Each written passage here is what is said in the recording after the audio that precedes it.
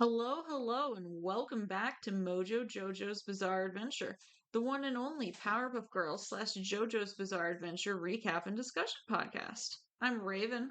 And I'm Allison. Today we are going to be discussing the episodes MoJob and Pet Feud. So I don't think there's any new news, so I'm just gonna start talking about MoJob. Princess plans to destroy the girls, but her own plans aren't good enough, so she keeps throwing her drawings and diagrams in a trash can out of frustration. A news story comes on about MoJo being the girls' greatest enemy and him being excellent at plots and schemes. It looks like he was able to put the girls in the hospital on this occasion. Princess gets an evil grin on her face and decides to hit up MoJo to help her. We cut to MoJo enjoying a bubble bath with his rubber ducky when his doorbell gets rung. He gets out in his towel to answer, but doesn't initially see anyone because Princess is down in the park instead of up by the front door. She yells up at him to get his attention, but they have trouble hearing one another and keep having to repeat themselves. MoJo is initially very uninterested in helping her with the secret evil plot until she brings up money.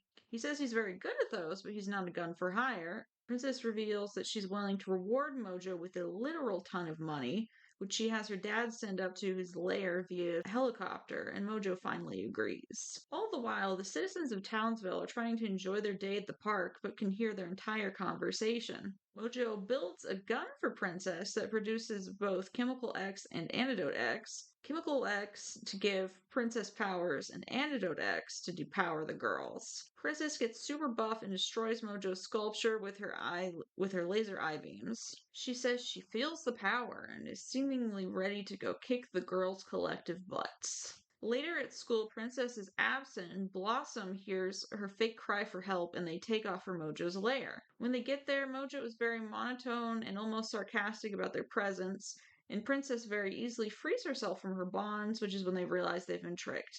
They try punching Princess, but she feels nothing. Buttercup rubs her hands together to create a fireball. Princess inhales it and merely says, "That's a spicy meatball." Bubbles claps her hands together to create thunder, breaking various beakers in MoJo's lab, but Princess swings her arm in a circular motion and fends it away from herself. Next, Blossom rubs her feet on the carpet to create lightning, but Princess twirls into a tornado to deflect it. Meanwhile, MoJo is actually getting injured by the attacks because he doesn't have super strength. Princess commands him to hit the girls with the gun, but Blossom sees that it's Antidote X and warns Buttercup to dodge away in slow motion. The scene is in slow motion, not that she tells Buttercup that in slow motion, that she needs to dodge in slow motion. Anyways, she has to push Buttercup out of the way, and she tells her sisters not to let the lasers hit them. MoJo shoots all over the place, missing the girls every time. He finally accidentally hits the bathroom with its reflective tile, which gives Blossom the idea for each of them to hold a tile so the laser will reflect away from them and hit another target. The target in this case being Princess. She is struck and falls to the ground powerless. MoJo screams in rage, and we cut to MoJo and Princess being taken away in paddy wagons. Blossom says that it should be punishment enough for Princess to have gained and lost her powers, but Buttercup says she should do time in jail anyways. And that is pretty much the end of the episode. I guess there's a few pop culture references that they made in there. When Princess calls for help, she says, "Help, I need somebody, help, not just anybody." And I guess that's a reference to a Beatles song called Help. I'm not a Beatles enjoyer, so I didn't pick up on that one. And supposedly, Princess saying that's a spicy meatball was supposed to be a reference to the mask, but I feel like I hear that used a bit, so I don't know if it actually is a reference to the mask or not. Was Bubbles keep calling him like Mr. Monkey Man and stuff? Yeah, I think she calls him that in this episode, maybe a couple other times. And then they said like the Mo job was like a play on Snow Job, but I don't feel like that correlates. Yeah. I mean, Princess was kind of calling all the shots, and she just kept calling him like an imbecile and all kinds of stuff, like, shoot him, and like he was doing all her bidding. I mean, he was being paid a lot of money, Yes. but like she was kind of leading it. I don't know that it was any sort of snow job Yeah. type of situation, though. It's not like he was like scamming her or anything. He was just. Yeah, or vice versa. Yeah.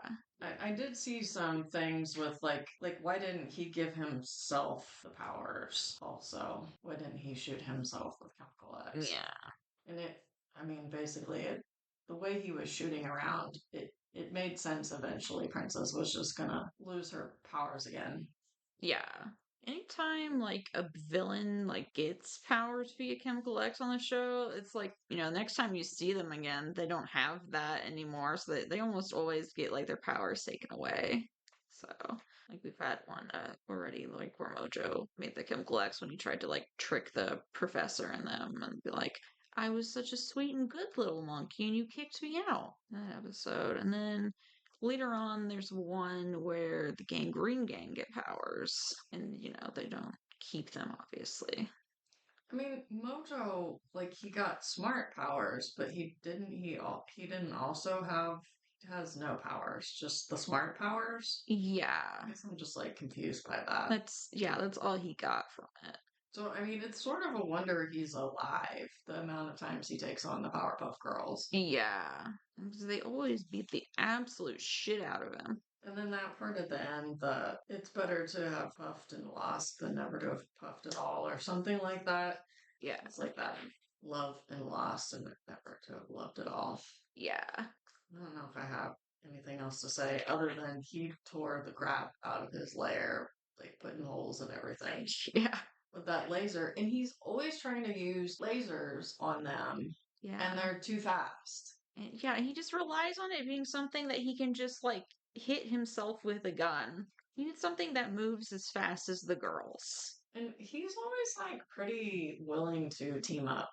Like when Bubbles went Mojo Jojo, even though she didn't want to team up and she was insistent that she was the real Mojo Jojo, he was ready to team up with her then. So it's like he'll just team up with anybody. Yeah. It's just like, well, if you can help me defeat the Powerpuff Girls, I'm in. You said there was no news, but we went to Box Lunch yesterday and there was lots of Powerpuff Girls merch in there. I just wanted to mention. Yeah, some of it, I mean, I think the stuff I saw was mainly like reboot merch, or at least it had like the tag was the reboot logo. So I don't know if it's all like, so it might be like a mixture of the two. I'm not totally sure. They weirdly will like use the different logos on like, they'll use the old logo on reboot merch and then the reboot logo on like merch for the original. And I don't get it. I'm like, just pick one and stick to it. Okay, so the next episode, or I mean, I guess these are double episodes, but it's called Pet Feud, and it's supposed to be a play on pet food, which I guess that makes sense. And as always, these debuted in the US on February 13th, 2000. And it said it was part of the Powerpuff Girls Love Thing marathon. I'm not sure what that's all about. I don't think love was going on in MoJo, though.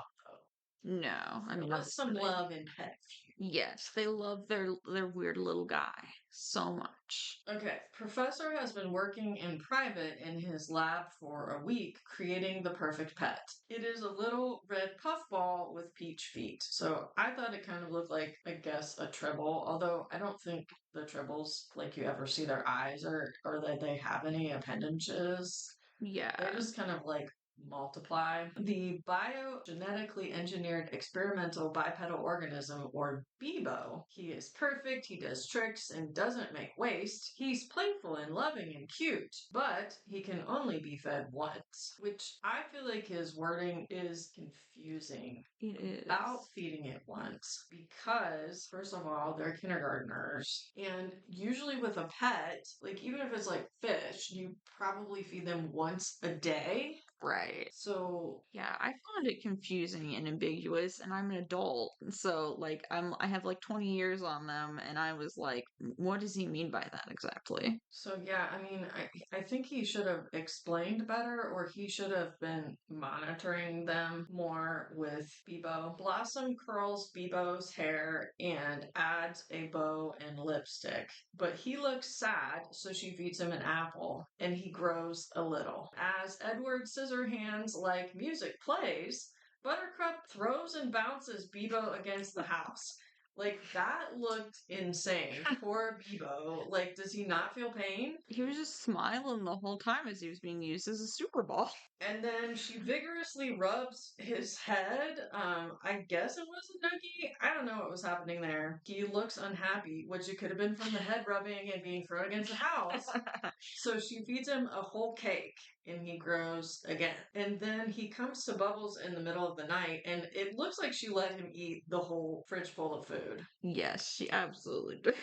So I don't think they show him grow at that point, but they go and they're like playing hide and seek, and he's pretty big now. And he has like hands now, so he's not just like bipedal. He has top arms instead of just feet. They're playing hide and seek, and he's like eating the furniture as he's finding them. And then when it's his turn to hide, he just tears the house up and like he busts through all the walls and then he's gone. The professor confronts the girls about feeding him and said that it tricked his brain into thinking it needs to constantly eat. So I'm not sure why he did all this week-long thing designing Bebo. Like maybe just don't have it eat at all. I'm confused about feeding it the one time for its whole life.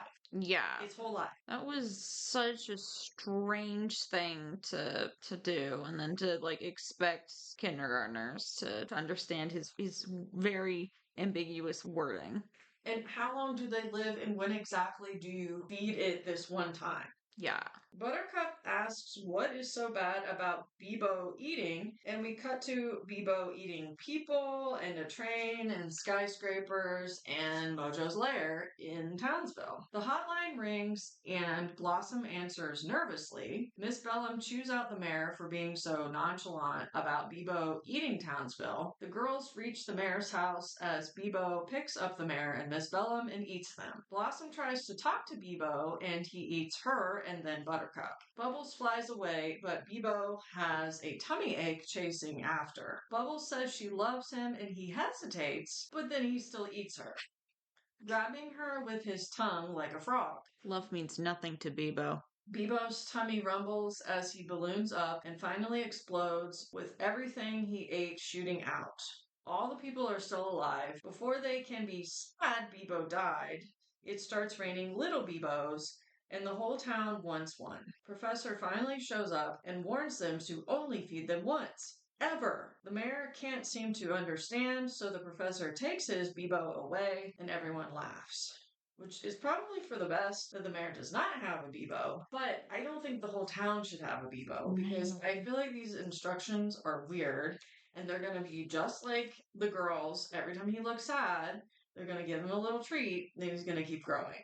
Yeah. And then those will explode and it will rain more baby Bebos. Yeah. But we probably never see Bebo again. I don't think we do, not to my knowledge. So apparently on Mork and Mindy, Mork had a pet named Bebo. I don't know what that looks like. And when Bebo was big, he kind of looked like the gossamer creature from Looney Tunes. Yeah. He kind of looked like a Tribble, but in a way he reminded me of a Furby. He just had Furby vibes for some reason to me. Maybe it's just because he was kind of like reddish. Yeah, so I mean, my biggest problem is just like the professor and his, I don't know, I guess confusing instructions. He did say it can only be fed once, but I think he needed to explain. Yeah, he needed to explain more. And also, like, maybe it should, like, you bring your Bebo to the professor to be fed the one time. Yeah. Now, Blossom gave him an apple, but then the other two are kind of just giving him junk food or whatever. Yeah. Like, does he need a special diet? And then, how is only feeding him once not going to set him off on this same type of eating spree? Because he was giving the sad face to Buttercup and then to Bubbles, even though he'd only been fed the one time by Blossom. So, I don't know. This is Mork's Bebo, and it does look like a Tribble or like a fuzzy slipper or something. Yeah. I don't remember that. I did watch Mork and Mindy, but I was probably like very, very small.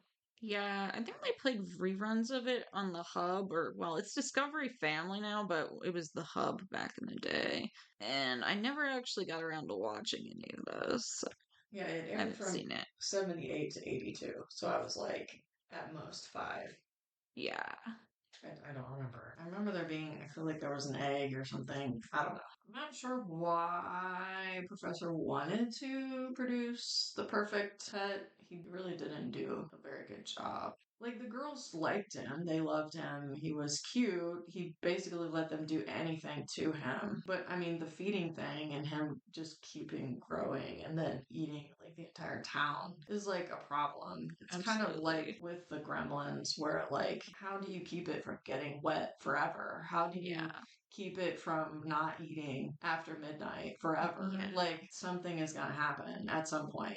I always I was like, how far after midnight is it then okay to feed them again? Is what always got me. Yeah, there wasn't a good explanation. Can he only be fed during, like, when the sun is shining? Or, like, what are we talking about here? Needs to be a better Yeah. explanation. Yeah, because, like, 6 a.m. is technically after midnight, Yeah. but it would be the next morning. Like, what, yeah, what time frame? And how does the creature know? And that part's just, yeah. Yeah. That always tripped me up, and then I'm like, I can't handle the responsibility of a Mogwai. Even though Gizmo is the little guy of all time. And seeing how, like, Buttercup treated Bebo, I don't think she should ever have a pet. No, it's gonna have like a fucking goldfish and she's gonna toss him like a Super Bowl. Like, don't do that. I feel like Professor, if the girls didn't have superpowers, I'm not sure that he should be a dad. She's a little too like absent-minded and shit.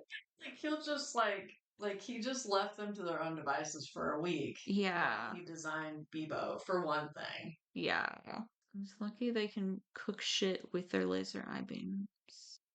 Thank you all so much for listening. If you haven't already, it would be super cool if you could hit the like and subscribe buttons. And well, if you're on YouTube, I guess you could hit the like and subscribe buttons and like leave a comment in lieu of a review. But if you are listening to this on a podcatcher that allows you to leave reviews, like say Spotify or Apple Podcasts, leave us a nice little review. We'd love to get the feedback and we'd love to get the pod out there to more folks who might enjoy the show. My call to action is, who's your favorite team up with Mojo Jojo? This one had a princess team up. And also, maybe what's your favorite pet on like any show, maybe on a cartoon? What's your favorite pet, even if it's only there for one episode? And we also have another podcast, What We Pod in the Shadows, and we're at the finale of season 6 here coming up next, and then we will move back to beginning with season 1. But if you wanted to check us out, like with a comedy about vampires, we do have that podcast as well. It's pretty new. Yeah, if you enjoy vampires and you want to hear us talk some more, go check it out. And if you can write reviews and rate where you're allowed to, that would help us to get the podcast out to more people so we can keep doing this. Yeah. Would love to be able to get it like monetized and everything. That would be kick ass. I guess until next time, I'll be the roundabout. Goodbye. Goodbye.